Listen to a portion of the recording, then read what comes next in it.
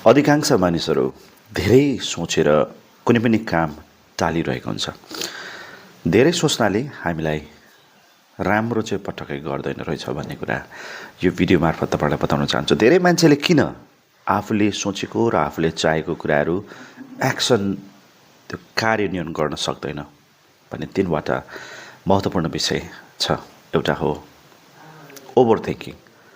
Over थिङ्किङको यो loop हुन्छ। त्यो लुपमा फसिसकेपछि हामी धेरै सोचेको जस्तो लाग्छ कुनै पनि विषय, धेरै काम गरेको जस्तो लाग्छ, तर काम वास्तवमा गरेको हुँदैन, केवल सोचेको मात्र हुन्छ।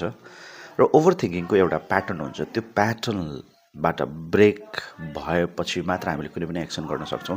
जस्तै overthinking one of the reason जसको कारण चाहिँ हामीले कुनै पनि कामलाई सुरु गर्न सक्दैनौँ। कसैले के पो भन्छ कि, जस्तै उदाहरणको लागि मैले भिडियो बनाउँदैछु, यो भिडियो बनाउँदै गर्दाखेरि मलाई राम्रो देखेको छैन कि, मेरो आवाज राम्रो भएन कि, या मैले बोल्दै गरेको कुराहरूमा राम्रो शैली छैन कि, मेसेज राम्रो दिन सकेको छुइनँ कि, या मेरो भिडियो क्वालिटी कस्तो छ भन्ने कुराहरू, र मलाई मान्छेले कस्तो खालको कमेन्ट पनि गर्ला, कस्तो खालको कमेन्ट गर्ला, या मैले बोलेको कुराहरू सुन्ला के त भन्ने कुराहरू, यो सबै कुराहरू ओभर थिङ्किङभित्र पर्ने कुराहरू। यदि तपाईँ पनि त्यस्तो लुपमा हुनुहुन्छ भने आजदेखि नै बाहिरिनुहोस्।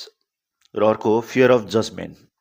हामीले जहिले पनि कुनै पनि काम गर्नुभन्दा पहिला जजमेन्ट गर्छौँ आफूलाई कि म त एकदमै राम्रोसँगले मैले गर्नुपर्छ भन्ने सबैकोमा हुन्छ। तर यस्तो फियरभित्र हामी पसेका हुन्छौँ जुन फियरले चाहिँ हामीलाई कुनै पनि एक्सन लिनै दिँदैन। जस्तै राम्रो खेलाडी भएर मात्र म